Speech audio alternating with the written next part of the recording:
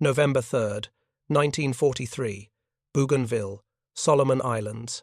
The jungle humidity clung to Private First Class Mitchell Paige like a second skin as he crouched behind the M2 Browning heavy machine gun, its 57-pound frame mounted on a precarious tripod that had been hastily dug into the muddy ridgeline. Below him, through the pre-dawn darkness, he could hear them coming, Japanese soldiers, hundreds of them, moving through the kunai grass with a discipline that sent ice through his veins, despite the tropical heat. The weapon before him was supposed to be impossible for one man to operate effectively. Marine Corps doctrine explicitly stated that the M2 Browning required a crew of 3 men minimum, the gunner to fire and traverse the weapon, the assistant gunner to feed ammunition and observe fall of shot, the ammunition bearer to keep the gun supplied with the heavy ammunition cans, each weighing 35 pounds, when fully loaded with belted 50 caliber rounds. Yet, in the chaos that would unfold over the next 3 days, Paige would prove that doctrine wrong in the most brutal way imaginable. He would fire this heavy machine gun, designed for vehicular, mounting and crew-served operation, continuously for periods that should have been mechanically impossible. He would feed it, aim it, clear its jams, and change its barrels alone, while Japanese infantry swarmed his position in waves that seemed endless. And in doing so, he would help hold a ridge that, if lost, would have collapsed the entire American perimeter on Bougainville. What Mitchell Paige accomplished with a weapon deemed too heavy for individual operation would earn him the Medal of Honor and change Marine Corps thinking about the limits of human endurance and the capabilities of properly motivated soldiers under extreme stress. But to understand how one Marine could achieve what an entire weapons manual said was impossible, we must first understand the weapon itself and the desperate circumstances that brought them together on a jungle ridge in the South Pacific. The M2 Browning heavy machine gun was born from the mind of John Moses Browning, arguably America's greatest firearms designer. By 1918, as World War I raged in Europe, the United States military recognized a critical capability gap. The 30 caliber machine guns that equipped American forces were effective against infantry, but woefully inadequate against the new threat emerging on battlefields. Aircraft, armored vehicles, and fortified positions all demanded a heavier weapon firing a more powerful cartridge. Browning responded by scaling up his successful M1900 and 1930 caliber, designed to accommodate the massive 50 caliber cartridge, a round originally developed for anti-tank rifles. The 50 BMG Browning machine gun cartridge measured 5.85 inches in overall length and fired a projectile weighing between 660 and 700 grains, depending on the specific loading.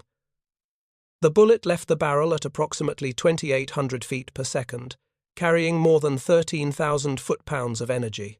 To put that in perspective, the standard M1 Garand rifle that would become the American infantryman's primary weapon in World War II generated approximately 2,700 foot-pounds of energy. The 50 caliber round carried nearly 5 times that power. This enormous cartridge demanded an equally substantial weapon to contain and direct its energy. The M2 Browning that emerged from development in 1921 weighed 84 pounds for the basic gun, without tripod, ammunition, or other accessories. The tripod mount added another 44 pounds. A can of 100 rounds of linked ammunition weighed 35 pounds. The complete system, ready to fire, exceeded 160 pounds. This was not a weapon any individual soldier could reasonably be expected to carry and operate alone. The Marines who trained on the M2 in the years leading up to World War II learned to operate it as a crew. The gunner controlled the firing mechanism, traversed and elevated the weapon using mechanical controls, and monitored the barrel temperature to prevent overheating. The assistant gunner fed ammunition belts into the weapon, watched for targets, and stood ready to take over if the gunner was hit. The ammunition bearer kept the gun supplied with fresh ammunition cans, spare barrels, and other supplies needed for sustained fire. During training, instructors emphasized that attempting to operate the M2 alone was not merely difficult, it was effectively impossible. The gun was too heavy to carry any significant distance. The ammunition load, required to sustain fire for even brief engagements, exceeded what one man could transport. The barrel change procedure required for sustained fire was a two-man operation. Individual operation was simply not contemplated in Marine Corps doctrine. If you're enjoying this deep dive into the story, hit the subscribe button and let us know in the comments from where in the world you are watching from today. The M2's rate of fire was approximately 450 to 550 rounds per minute, depending on the specific configuration and headspace adjustment. This seems modest compared to faster-firing weapons, but the 50 caliber cartridge's size meant this rate of fire represented an enormous volume of metal being hurled downrange. Each minute of sustained fire sent nearly 40 pounds of lead and steel toward the enemy, capable of penetrating light armor, destroying fortifications, and absolutely devastating infantry formations. The weapon's effective range exceeded 1,800 yards against point targets and 2,200 yards for area suppression. A trained gunner could engage aircraft at altitudes up to 1,500 feet. The versatility made the M2 invaluable, but its weight and complexity made it a crew-served weapon by necessity, or so the manual stated. Mitchell Paige had not planned on becoming a Marine, much less a machine gunner whose actions would become legendary.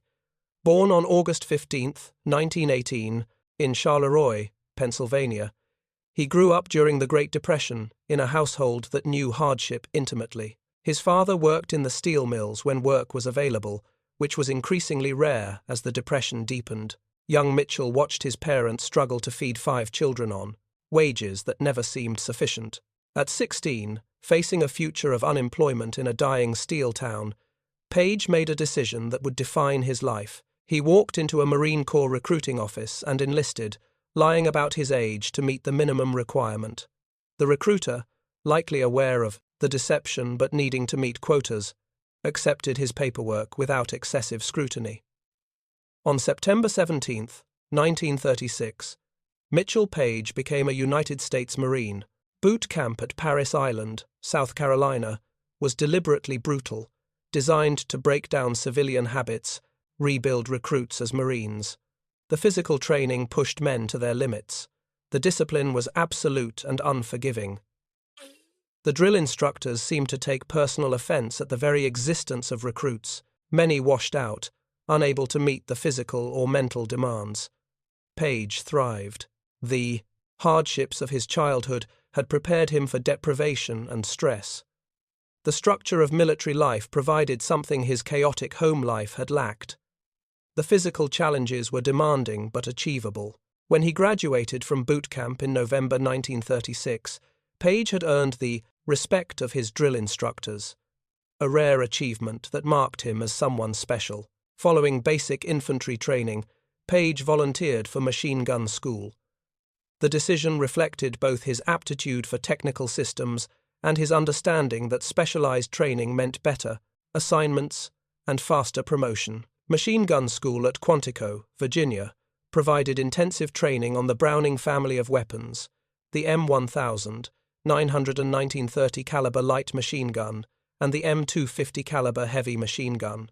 The curriculum covered not just firing procedures, but the mechanical functioning of the weapons. Students disassembled and reassembled the guns repeatedly until they could do it blindfolded. They learned to diagnose and clear malfunctions under time pressure. They studied the ballistics of their weapons, understanding how different ranges required different aiming points. They practiced barrel changes until the procedure became automatic muscle memory. Paige excelled at the technical aspects of machine gunnery. He understood instinctively how the weapons functioned, could diagnose problems by sound alone, and demonstrated an almost supernatural ability to place fire exactly where he wanted it. His instructors noted his aptitude in reports that would follow him throughout his career.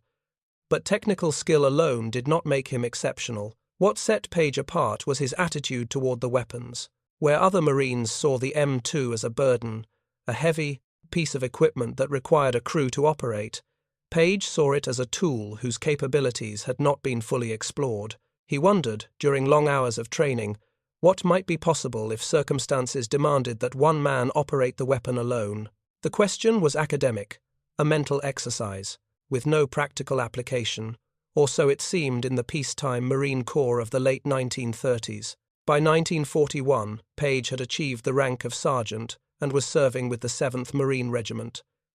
When Japan attacked Pearl Harbor on December 7, 1941, Paige and his fellow Marines knew their training was about to be tested in the most brutal proving ground imaginable, actual combat against an enemy that had been fighting in China for years and had refined their infantry tactics to a lethal edge. The 7th Marines deployed to the Pacific Theater in 1942 as part of the 1st Marine Division.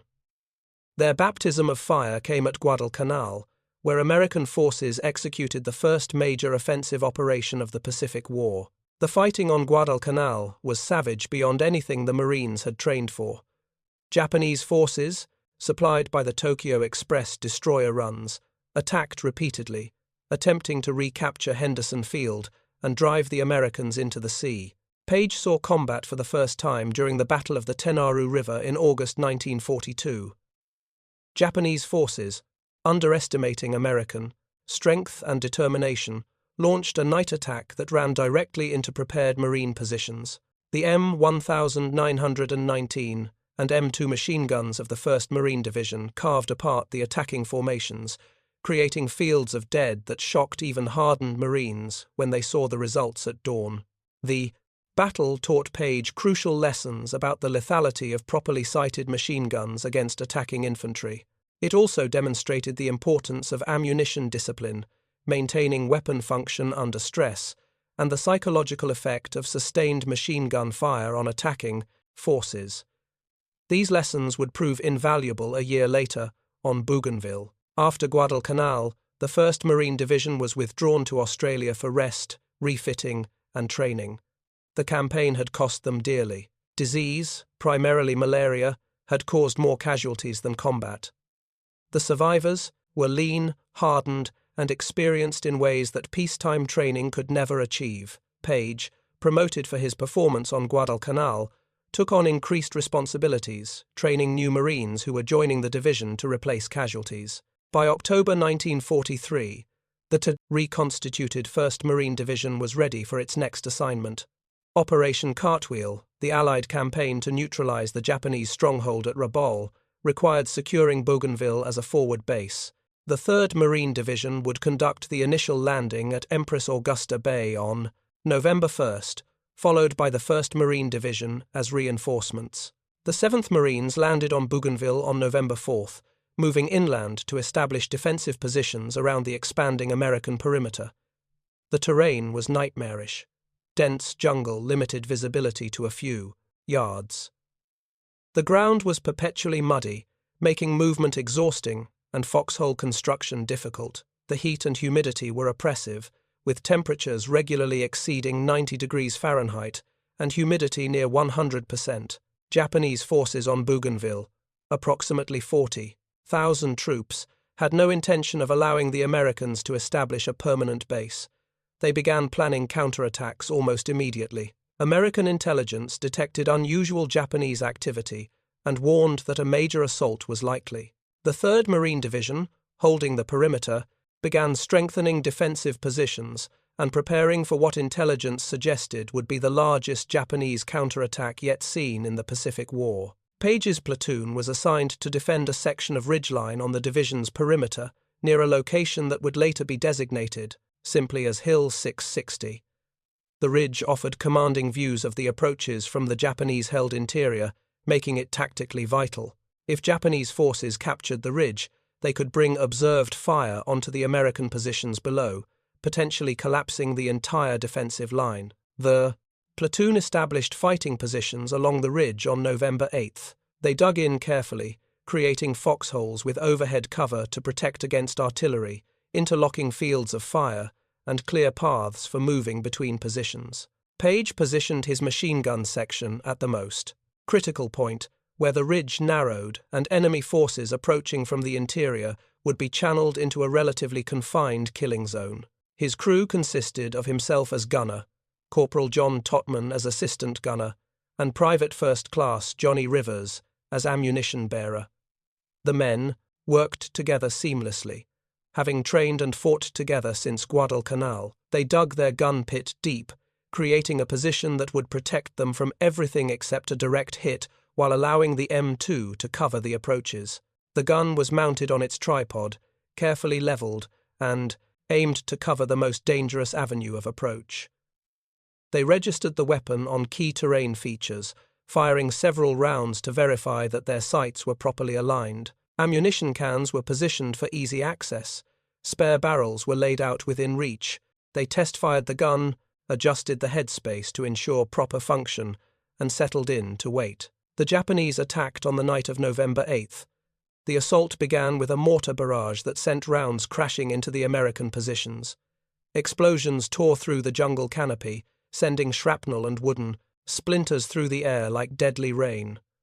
The Marines huddled in their foxholes, enduring the bombardment, knowing that when it lifted, the real attack would begin. When the mortars stopped, the jungle erupted with movement. Japanese infantry emerged from the darkness in waves, advancing with the discipline born of years of combat experience. They came silently at first, trying to close with the Marine positions before being detected. Then, as they crossed into the killing zone, they began shouting battle cries, attempting to overwhelm the defenders through shock and psychological pressure. Paige's M2 opened fire, its heavy boom distinct from the lighter crack of rifles and the hammering of 30 caliber machine guns. The 50 caliber rounds, each one capable of passing through multiple human bodies, carved through the attacking formations. Tracer rounds, loaded at intervals in the ammunition belt, drew lines of fire through the darkness, allowing Paige to adjust his aim. The first attack broke against the Marine defenses. Japanese casualties were heavy. The attackers withdrew, leaving behind dead and wounded. The Marines used the respite to redistribute ammunition, treat wounded, and prepare for what they knew would be another assault. Paige checked his gun, wiping down the receiver, checking the barrel temperature, ensuring the weapon was ready. The second attack came an hour later, this time with greater numbers. The Japanese had committed more forces, attempting to overwhelm the defenders through sheer weight of numbers. Paige's gun roared continuously, the muzzle flash illuminating his position, making him a target for enemy fire. Bullets snapped past, impacting the sandbags protecting the gun pit. Mortar rounds exploded nearby, showering the position with debris. Totman, the assistant gunner, was hit during this attack. A Japanese bullet caught him in the shoulder, spinning him around and dropping him to the floor of the gun pit. Rivers, the ammunition bearer, immediately moved up to take his place, feeding ammunition into the gun without missing a beat. Paige kept firing, his hands moving automatically through the functions. Trigger, squeeze, traverse, short bursts to conserve ammunition and prevent overheating. The second attack also broke, but the cost was mounting. Marine casualties increased with each assault. Positions on either side of Paige's gun began to fall silent as their defenders were killed or wounded. The carefully planned interlocking fields of fire began to develop gaps. Japanese infantry, probing for weaknesses, began finding them. During the brief lull after the second attack, Paige realized his situation was deteriorating rapidly. Rivers had been hit during the final moments of the attack, wounded seriously enough that he could no longer function effectively. The other machine gun in the platoon had been knocked out, its crew killed by a direct mortar hit. Rifle. Positions on either flank were being overrun. His gun, the M2 Browning that Doctrine said required 3 men minimum to operate, was now down to 1 effective operator. Him. The weapon was functional, he still had ammunition, and the Japanese were preparing for another assault. Paige made a decision that would define the rest of his life. He would continue operating the gun alone, not because he thought it was possible, but because the alternative was abandoning the position and allowing the Japanese to take the ridge. The third attack came with even greater intensity. Japanese forces, sensing the American line was weakening, committed everything they had. Paige could see them massing in the darkness below, hundreds of soldiers preparing to swarm up the slope. He adjusted the M2's position slightly, ensuring it covered the main approach. Then he opened fire. The gun cycled through its mechanism with mechanical precision, 500 rounds per minute, each round a projectile of enormous power.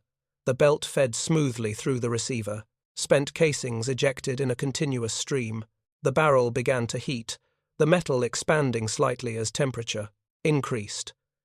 Paige fired in controlled bursts, 4 to 6 rounds at a time, allowing brief cooling between bursts. The ammunition can emptied. Paige, working alone now, grabbed a fresh can, broke open the feed mechanism, threaded the new belt, closed the feed cover, and resumed firing.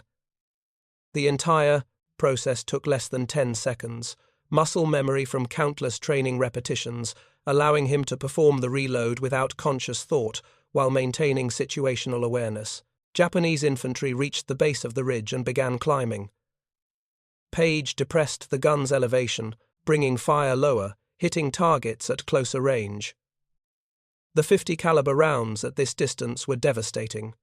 Single shots often taking down multiple attackers. The psychological effect of the heavy machine gun was as important as its physical lethality. The distinctive sound, the visible tracers, the obvious power of the weapon created a terror effect, but terror was not stopping them.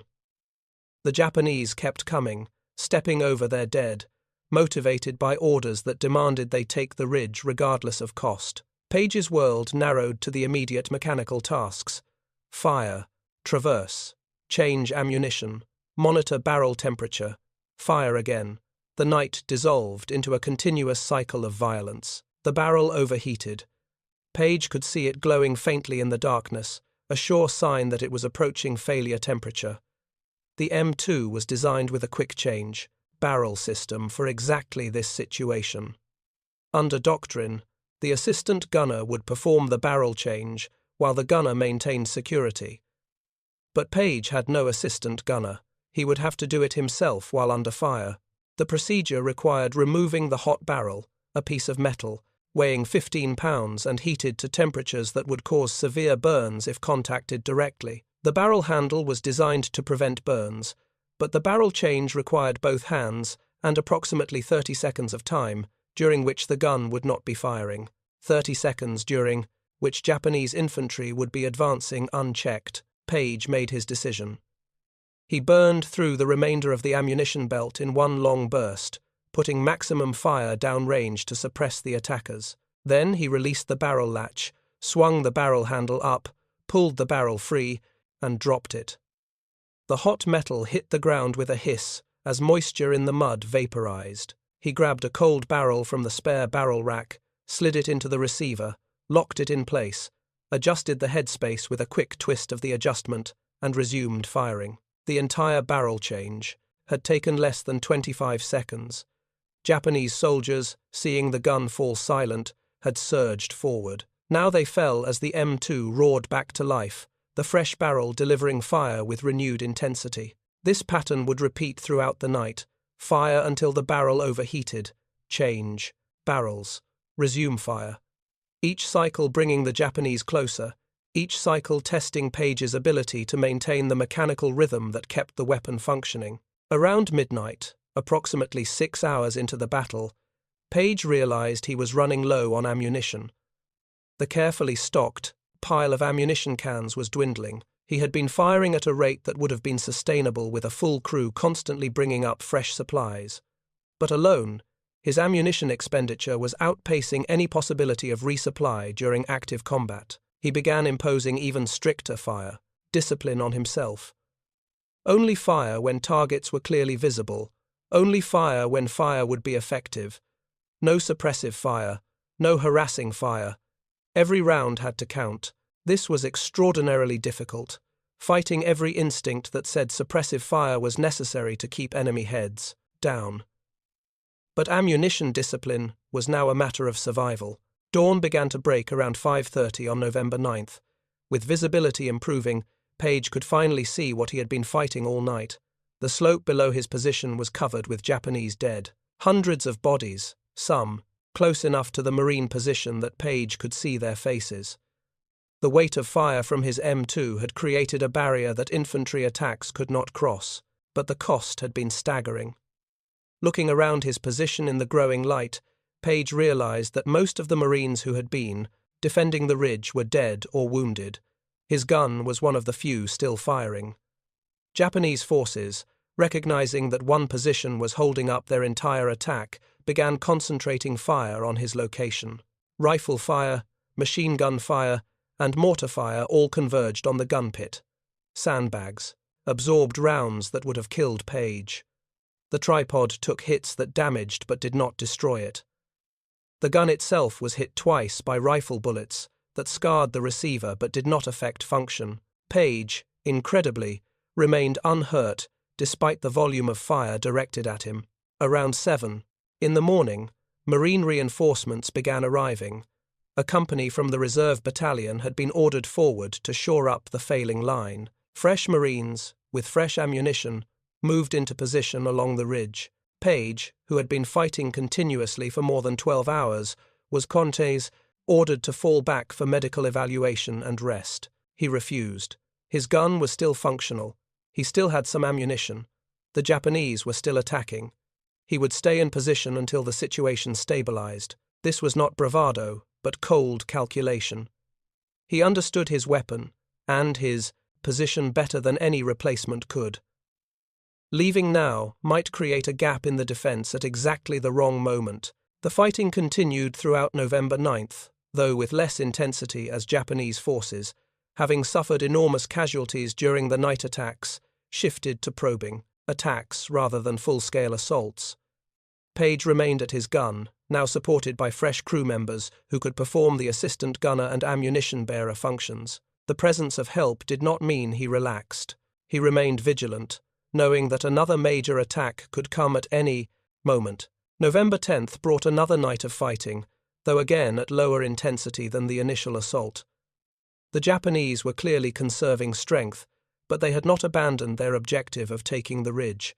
Paige's gun fired throughout the night, but the presence of a full crew and adequate ammunition supply meant he could follow proper doctrine for the first time in more than a day. By dawn on November 11th, the immediate crisis had passed. Japanese forces withdrew from the sector, having failed to achieve their objective of breaking through the marine perimeter. American patrols moving into the jungle found evidence that the attacking force had been larger than initially estimated.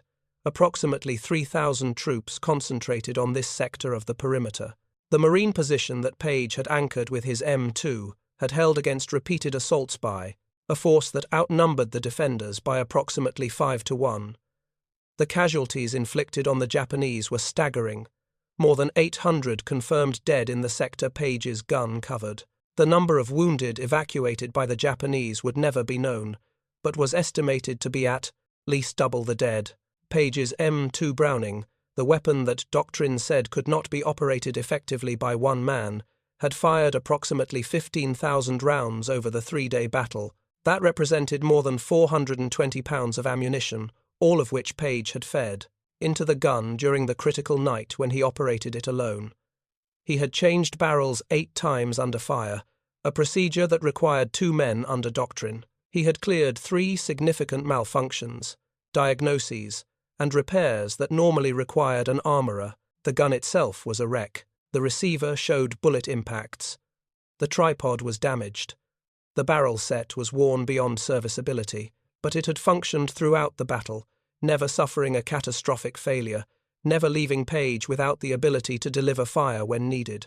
When the division commander toured the position on November 12th, he stood looking at the field of Japanese dead and the battered machine gun that had created that field. He asked the Marines present who had manned that gun during the critical night of November 8th and 9th. Multiple Marines pointed to Paige, who was helping to repair defensive positions, still refusing medical evacuation despite exhaustion and minor wounds.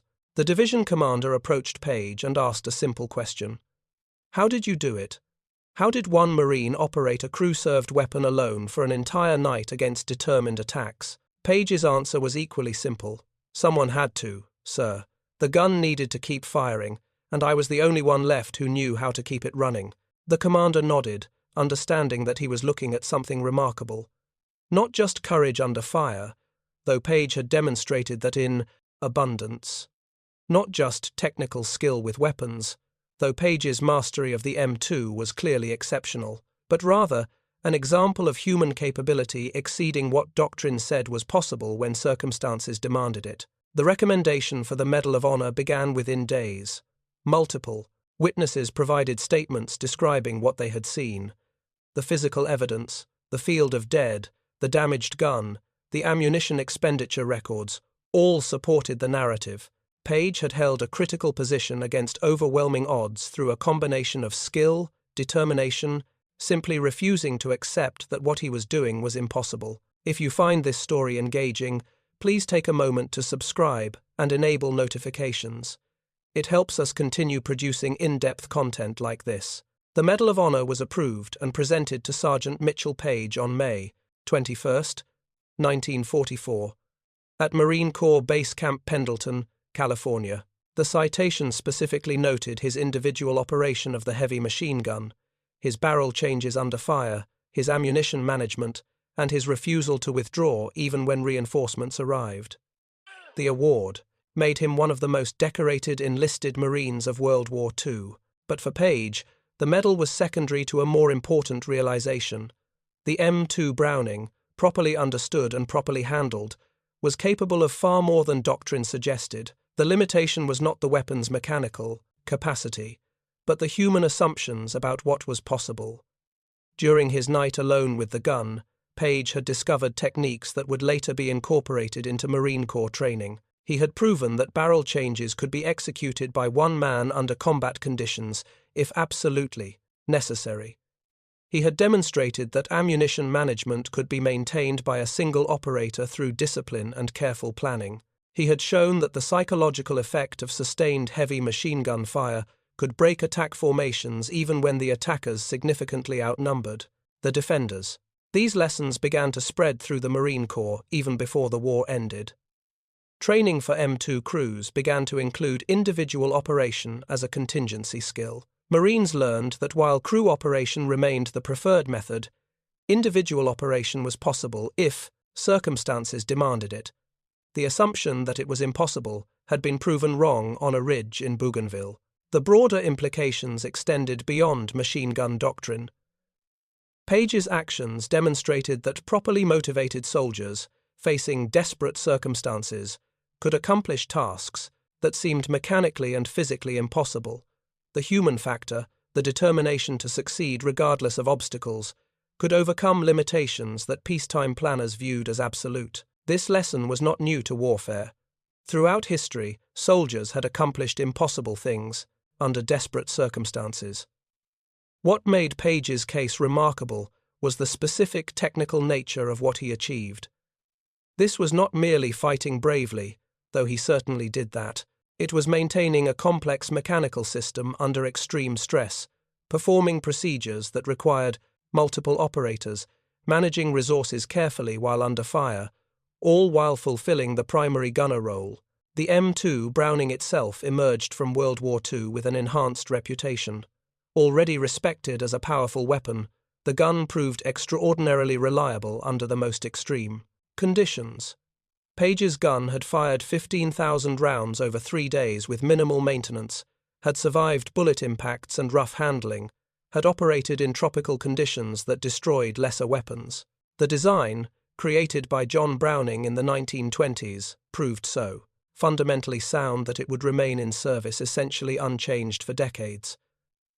The M2 Browning that Marines and soldiers carry today is mechanically almost identical to the gun Paige used in 1943. Few weapons can claim such longevity, such consistency of design, such proven effectiveness across nearly a century of warfare. After the war, Mitchell Paige remained in the Marine Corps, serving until his retirement in 1962 as a colonel. His post-war career included training assignments where he taught new generations of Marines about machine gun employment. He was careful to emphasize that his individual operation of the M2 was exceptional circumstance, not standard procedure.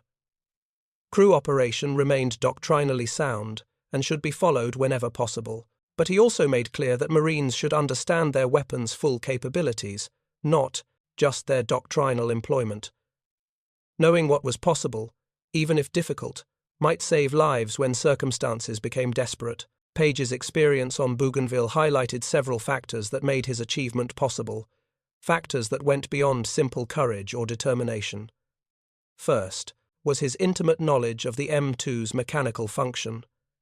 Years of training and maintenance had given him an understanding that went beyond operator-level knowledge. He could diagnose problems by sound, anticipate failures before they became catastrophic, and perform repairs that normally required armorer-level expertise. Second was physical conditioning that exceeded normal standards. Operating the M2 alone required strength that most soldiers did not possess.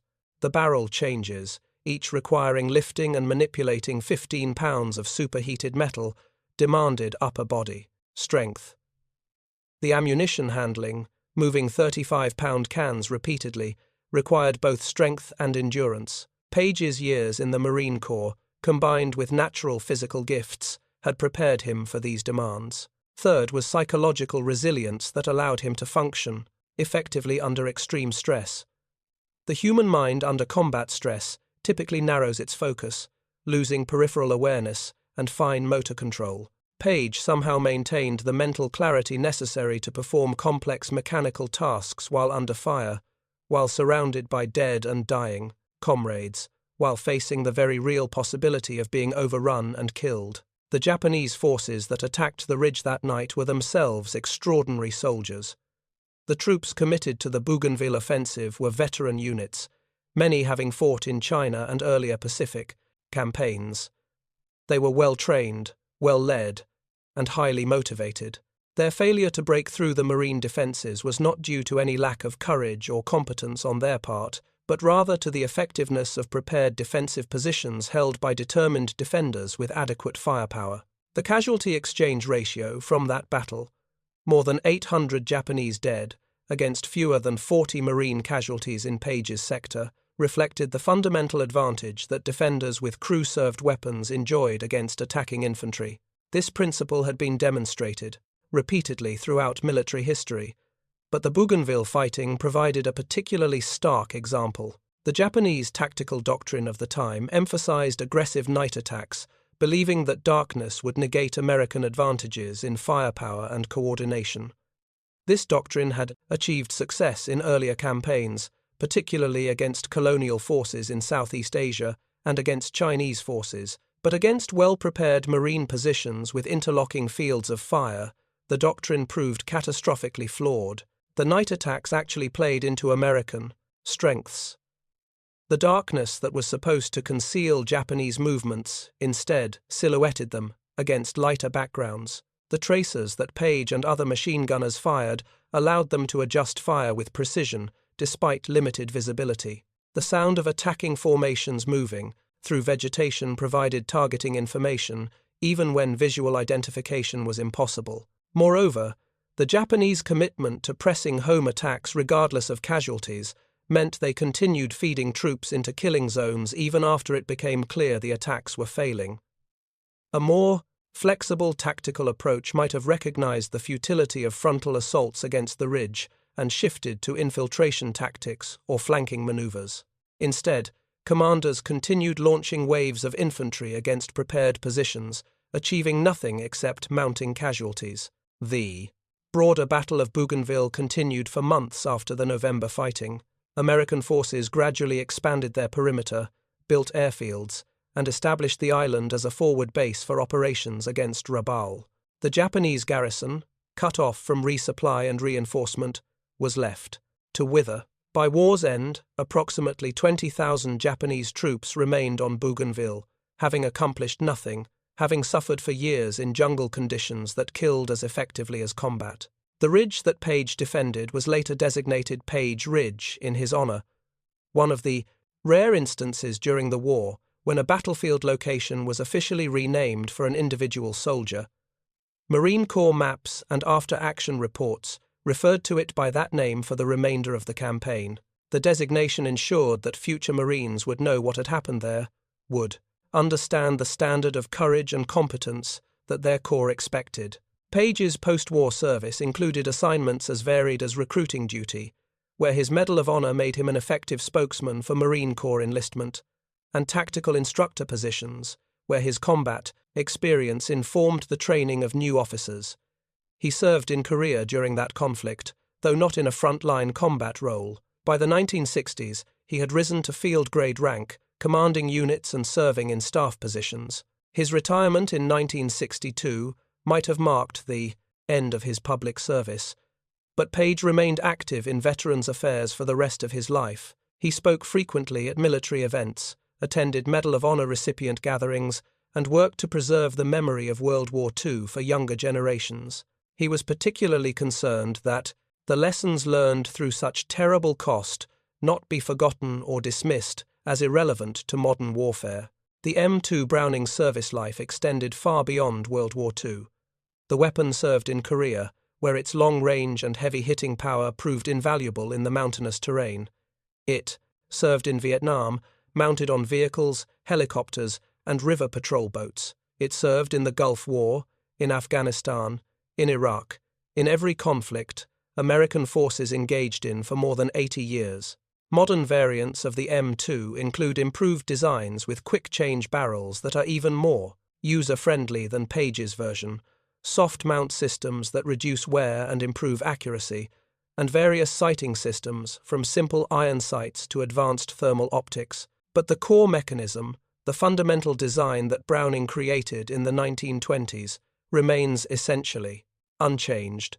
This longevity speaks to the brilliance of the original design. Browning created a weapon that was overbuilt, heavy, and expensive to manufacture, but absolutely reliable and devastatingly effective. Military procurement in later decades would emphasize lighter weapons, cheaper production, and more exotic materials. Yet the M2 persists because it simply works, regardless of conditions, regardless of maintenance quality, regardless of operator skill level. The weapon's weight, once seen as its primary disadvantage, has proven to be an advantage in some respects. The mass of the weapon system absorbs recoil that would make lighter weapons difficult to control. The heavy barrel resists heating, allowing sustained fire that lighter barrels cannot match. The robust construction survives abuse that would destroy more delicate weapons. Mitchell Paige died on November 15, 2003, at the age of 85. His death was noted in newspapers around the country, with obituaries detailing his Medal of Honor action and his subsequent service. Marine Corps leadership issued statements honoring his memory and his contributions to Corps history. The Sergeant Major of the Marine Corps attended his funeral, as did numerous other senior officers and dozens of Marines who had never met Paige but felt connected to him through the shared identity of being Marines. His legacy extends beyond his individual actions on Bougainville. He became a symbol of what Marines aspire to be: technically proficient, physically capable, mentally tough, and absolutely committed to mission accomplishment regardless of personal risk. The Marine Corps emphasizes these qualities in recruiting materials, in training, in the culture that defines what it means to be a Marine. Paige embodied all of them in a way that was visible, documented, and undeniable. The question that historians and military analysts have debated since 1943 is whether Paige's achievement was replicable or whether it represented a unique convergence of individual capability and circumstance that could not be deliberately recreated. The answer appears to be both. Most Marines, placed in Paige's situation, would not have been able to sustain individual operation of the M2 for an entire night of combat. The physical and mental demands were simply too great. But some Marines, those with the right combination of physical strength, technical knowledge, and psychological resilience, could replicate what Paige did if circumstances demanded it. Marine Corps training after World War II began identifying and developing these individuals, recognizing that while crew operation remained standard, having gunners capable of individual operation provided a crucial capability for desperate situations. The story of Mitchell Paige and his M2 Browning reminds us that human capability, properly developed and desperately motivated, can exceed what planners and theorists believe possible. Doctrine exists for good reasons, representing accumulated wisdom about the most effective ways to employ weapons and organize units. But doctrine is not law. It is guidance that must sometimes be set aside when survival demands it. Paige set aside doctrine not from arrogance or ignorance, but from necessity. When his crew was gone and the position had to be held, he found ways to make the impossible work. He discovered techniques through desperate improvisation that later became formal training. He demonstrated capabilities that changed how the Marine Corps understood the M2's potential. The weapon deemed too heavy for one man was operated by one man for a night of continuous combat. The procedures that required multiple operators were executed by a single Marine working alone. The ammunition expenditure that should have been unsustainable was sustained through discipline and determination. Everything that doctrine said was impossible proved possible when the alternative was defeat. Thank you for watching. For more detailed historical breakdowns, check out the other videos on your screen now, and don't forget to subscribe.